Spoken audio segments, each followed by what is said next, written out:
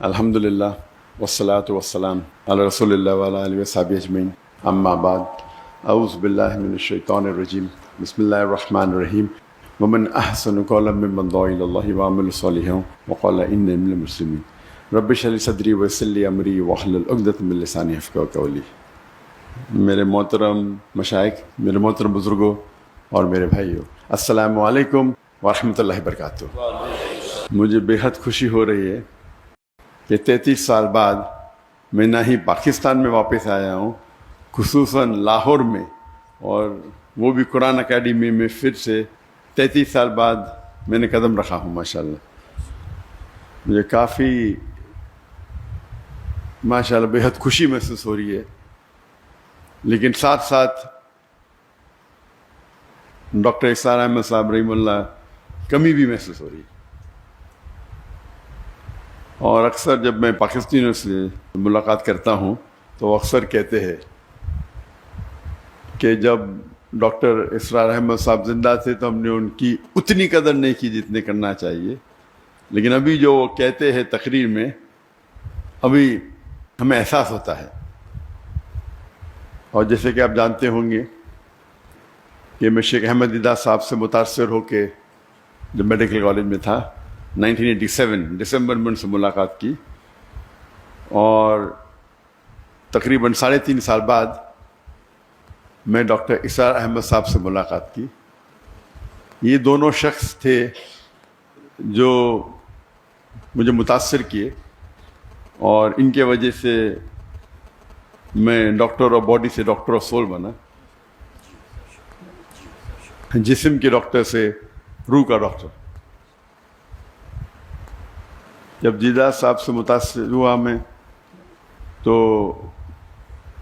اس کے بعد میں اسلامک ویڈیو کیسٹس باقر جتنے باقی مقررین تھے ان کی سننے لگا، اور اکثر انگریزی میں سنتا تھا۔ واحد اردو تقریر اگر سنتا تھا تو ڈاکٹر اسرار احمد صاحب، کیونکہ مجھے شوق تھا ویڈیو کیسٹ کلیکٹ کرنے کا۔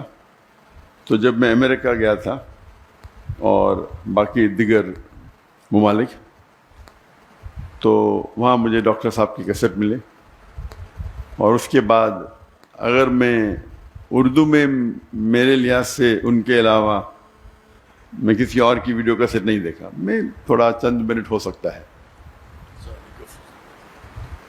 ڈاکٹر اسرار احمد صاحب کی اردو فصیح تھی، لیکن پھر بھی دل کو چھوتی تھی، اور میرا شوق رہا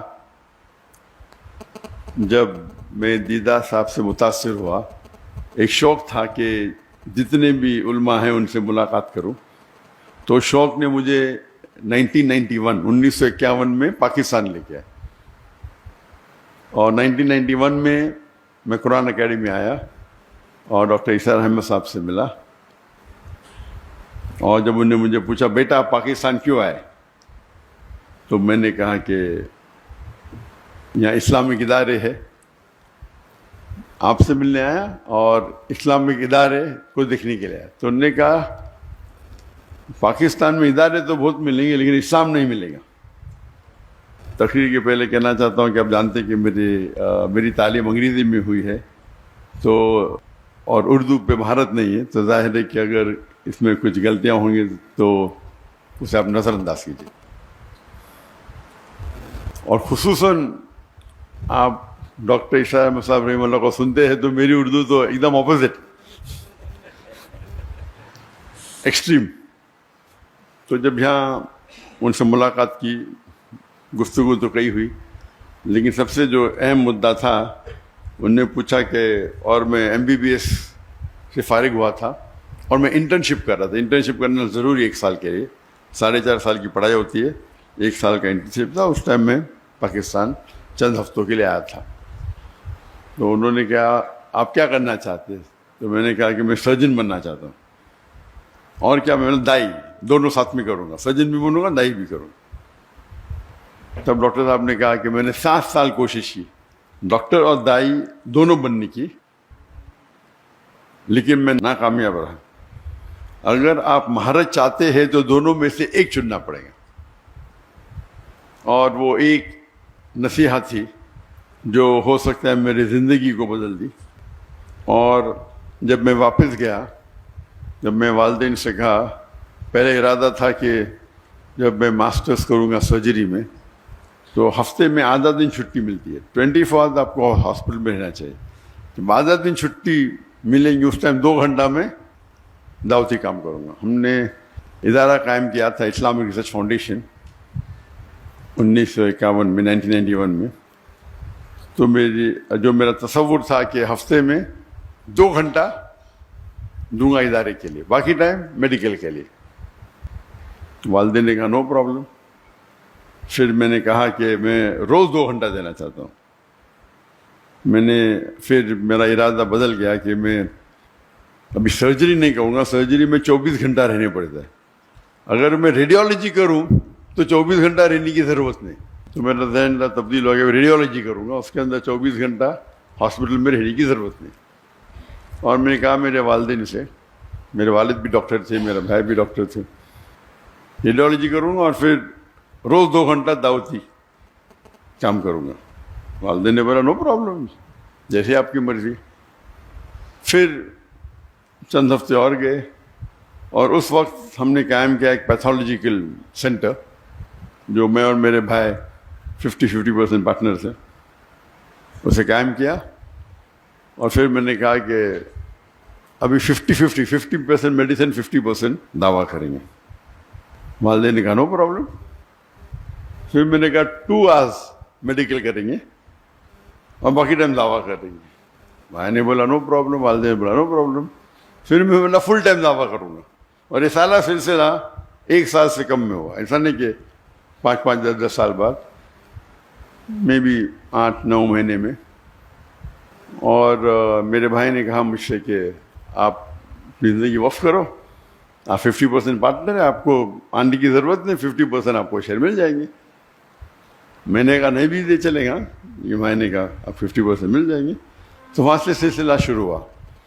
بات واپس سے آتے ڈاکٹر عیسیٰ احمد صاحب رحم اللہ، جو ان کی ایڈوائس تھی کہ اگر دائی کو سکسیزفل ہونا ہے، جو آپ کی ضرورت کی چیزیں ہیں اسے کم کرو، اپنی ریکوائرمنٹس کو کم کرو تاکہ کوئی بھی آپ کو اس پہ محتاج نہ رہنے پڑے. اگر آپ کی ضرورت زیادہ ہے تو پھر آپ کو شاید زیادہ پیسہ لگے گا، 10 لاکھ مہینے کا لگے گا، 20 لاکھ لگے گا. پھر 10 لاکھ نہیں ملیں گے تو آپ دوسری بات کریں گے. اگر آپ کو حق کی بات کرنا ہے اور اپنی زندگی وقف کرنا ہے تو اپنی ضرورت کو کم کرو یا ریکوائرمنٹس کو کم کرو. اور یہ جو نصیحت انہوں نے مجھے دی، اس کو میں نے دل میں سنبھال کے رکھا. اور آج بھی میں کہتا ہوں، جب میں نے دعوتی کام شروع کیا تو فیملی کا فل سپورٹ تھا، تو کام کرنے کی ضرورت ہی نہیں تھی. لیکن پھر بھی مجھے کئی شوق ہے، تو تقریباً میں دن میں ایوریج 14 سے 15 گھنٹہ دعوتی کام کرتا تھا. یہ میں بات کر رہا ہوں کہ میرج کے بعد. جب شادی کے پہلے میں تقریباً 9-10 گھنٹے دیتا تھا دعوتی کام میں. تو لوگ نے کہا کہ شادی کرو گے تو ٹائم کم ہو جائے گا. تو اسکول میں سیکھا تھا وین ڈائیگرام. وین ڈائیگرام مطلب ایسی چیز کرو جو 2 چیز ایک ساتھ میں ہو. تو میں نے ضائعہ سے شادی کی. اور اللہ کے رسول کی حدیث ہے کہ شادی کرنے کے لیے 4 چیز انسان دیکھتے ہیں. ایک ہے بیوٹی، خوبصورتی، ایک ہے دولت، تیسری ہے نوبلٹی، خاندان، اور چوتھا ہے ورچیو، دینداری. اور سب سے اہم ہے دینداری، تقوی. تو یہ کرائٹیریا لے کے میں نے ایک ایڈ کیا کہ دائی ہونا چاہیے، دینداری اور دائی. بیوٹی نو پرابلم، خالی ریپلسو نہیں ہونا چاہیے، دولت کی ضرورت نہیں، خاندان نو پرابلم. تو ایک ہی کرائٹیریا کیا دیندار ہونا چاہیے لیکن دائی ہونا چاہیے. ایک کرائٹیریا ایڈ کر دیا، کوئی لڑکی نہیں ملی 2-3 سال تک. تو میری بہن وہ انٹرویو لیتی تھی، تو ایک لڑکی کو پاس کیا، تو آپشن تھا ہی نہیں نا. تو ہم نے ممبئی سے پونا گئے اور سب سے پہلے بار میری ہونے والی اہلیہ سے ملا. اور الحمدللہ بسم اللہ کی اور اللہ نے اس میں برکت دی. شادی کے بعد 9-10 گھنٹے کے بدلے ہم 12 گھنٹے دینے لگے، کیونکہ جب ہم گفتگو کرتے تھے تو دعوتی کام کے بارے میں کرتے تھے. وین ڈائیگرام تھا، اس کا مطلب نہیں بیوی کو ٹائم نہیں دیتا تھا. میں اکثر دائی دیکھیں گے بیوی کو ٹائم ہی نہیں دیتے. تو عام لوگ جو بیوی کو ٹائم دیتے اس سے میں کئی زیادہ دیتا تھا، کئی زیادہ. اور عام لوگ جو اپنے پیشے میں کام دیتے 8 گھنٹہ 9 گھنٹہ، تو میں دیتا تھا 13-14 گھنٹے، 1.5 گنا. لوگ نے بولے بچے پیدا ہوئیں گے تو آپ کو پتہ چل جائے گا، بچے پیدا ہوئیں گے تو پھر آپ ٹائم کم دیں گے. جب بچے پیدا ہوئے، جب میری بیوی کے شادی کرنے کے بعد ہم نے شروع کی ladies wing, Islamic trust foundation کی لیڈیز ونگ، اور وہ بن گئی اس کی صدر، لیڈیز ونگ کی صدر، اور ادارے کو آگے بڑھائے. بچے پیدا ہوئے تو ہم نے اسکول شروع کیا، اسلامک انٹرنیشنل اسکول. تو اسکول کے اندر میری اہلیہ پرنسپل تھی، میرے بچے تھے، تو 3 in 1 وین ڈائیگرام میں 3 سرکل، بیچ میں تینوں کو ٹائم دے رہے، اور ساتھ میں اوپر اللہ ہے، اللہ سینٹرڈ. تو مین تو اللہ سینٹرڈ ہے. پھر میں ماشاءاللہ 15 گھنٹے دینے لگا. ہم جب جاتے ہیں کبھی ابھی دعوتی پروگرام پہ، ابھی تو میرے بچوں کی شادی ہو گئی، لیکن اس کے پہلے جب جاتے تھے 5 جاتے تھے، میں اور میرا بیٹا عام پبلک میں خطاب کرتے، میری اہلیہ اور میرے دونوں بیٹیاں کرتے تھے، خصوصاً خواتین میں. تو پروگرام ہوتا تھا سپوز 2 ہفتے کا، تو 10 دن یا 9 دن ہم خطاب کرے، پھر 2-3 دن we used to even enjoy, سیر کرتے تھے، سائٹ سینگ کرتے تھے. تو یہ 3 in 1 4 in 1 تھا. اللہ کی دعوت بھی دیتے تھے، اور سال میں تقریباً منیمم 2 بار تو انڈیا میں گھومتے تھے اور 2 بار آؤٹ سائڈ انڈیا، منیمم تھا. یہ اکثر 3 بار ہوتا تھا، اس میں سے 3 بار میں سے 2 بار تو مکہ ہوتا تھا. تو اگر ہم اللہ کے راہ میں نکلنا چاہتے تو ضروری ہے کیا ہے، جو آپ کا ہم سفر، آپ کا ساتھی، آپ کی اہلیہ جو آپ چنتے ہیں، اس کا نظر سیم رہا تو انشاءاللہ آپ کو مقبلیں زیادہ ملیں گی اور وہ آپ کو ساتھ دیں گی. اور اس ٹرپ میں بھی وہ ساتھ میں آنے والی تھی، لیکن کیونکہ میری بیٹی کو کچھ 1 ہفتہ پہلے، بالکل 1 ہفتہ پہلے، 1 دن کم، 15 سپٹمبر کو بیٹا ہوا، تو اسی لیے میری اور کی طبیعت ذرا خراب ہو گئی، تو میری اہلیہ رک گئی، اور وہ انشاءاللہ آج رات کو آنے والی ہے. تو ان کے بھی پروگرام ہونے والے تھے کراچی میں، لیکن اس کو پوسٹ پون کیا. جی ہاں، الحمدللہ. تو کہنے کی بات ہے کہ ڈاکٹر عیسیٰ احمد صاحب رحم اللہ کہتے تھے کہ اپنی ضرورت کو کم کرو. تو آج کی تاریخ میں میں ہمیشہ کہتا ہوں کہ میری اور میری اہلیہ کا ریکوائرمنٹ صرف $500 ہے مہینے کا، بس. میں نے آپ کے اس میں تقریباً 1,30,000 ہے، کچھ ہوگا، تو 1 لاکھ بکس آنا تھا، پاکستانی 1 لاکھ کم ہے.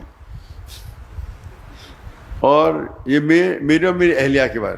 وہ الگ بات ہے کہ دعوتی کام میں جب ٹریول کرتے میں خود پیسہ بھرتا ہوں، اس کے اندر خرچے اور ہوتے ہیں، لیکن خصوصاً پرسنل لائف کے لیے $500 کافی ہے. اللہ نے نوازا کہ میں تجارت کرنے لگا. مہینے میں تقریباً 2 یا 3 دن مطلب ایوری آلٹرنیٹ 1 گھنٹہ 2 گھنٹہ. بزنس کرنا بھی ماشاء اللہ اللہ کے رسول کی سنت ہے، اور اللہ نے بہت نوازا. فیملی کی طرف سے سپورٹ تھا. میں نے میرے والدہ سے 15 لاکھ روپے لی پاکستانی. اس ٹائم 1:1.5 تھا، تو ہو سکتا ہے 20 لاکھ 22 لاکھ پاکستانی روپے اس ٹائم لی، اور 8 مہینے میں واپس کر دی. پہلے مہینے میں ماشاء اللہ 250% پروفٹ. پھر اس طریقے سے اللہ نے نوازا، کئی بزنسز کیے، اور بزنس بڑھتے ہی گئے. لیکن میرا اصول تھا کہ میں وقت نہیں دوں گا، اپنا ذہن لگاؤں گا، سیٹ اپ کروں گا، اور پھر اس کے حوالے کروں گا. اور یہ حوالے کرنے کی وجہ سے کئی لوگ نے مجھے دھوکہ بھی دیا. دھوکہ مطلب میرے پیسے لے کے بھاگ گئے. میں نے کیا پرابلم، مجھے کوئی پرابلم، بڑی اماؤنٹ. کچھ ہندوستانی تھے, کچھ پاکستانی بھی تھے میرے پارٹنرز دبئی میں, ملین لیے. میں نے کہا کہ میں تو زیرو سے آیا, جو پیسہ نے ماں کو واپس دیا, باقی تو سب اللہ کا ہے. میرا اصول تھا کہ میں میرے دعوتی کام میں خلل نہیں آنا چاہیے. پیسے کے تو کیا پرابلم, کوئی پرابلم نہیں, اللہ ہی دے رہا ہے, اللہ دیا تھوڑا واپس دیتا ہے دیکھنے کے لیے کہ اب دعوتی چھوڑتے کیا نہیں. اللہ ٹیسٹ کرتا ہے آپ کو, پیسے دیا پھر لے لیتا ہے, ابھی کیا کریں گے, ہم چھوڑ دیں گے دعوت کیا. تو اللہ کا فضل ہے الحمدللہ. اور جب میرے بیٹے, میں نے کہا بیٹوں کو آپ کو بزنس سیکھنا کوئی بڑ بیوقوفی ہے, دعویٰ چھوڑ کے, ایسا اچھی بات ہے لیکن دعویٰ چھوڑ کے بزنس سیکھنا بیوقوفی ہے. بیٹا بولتا ابا مجھے بھی تو سکھاؤ. تو میں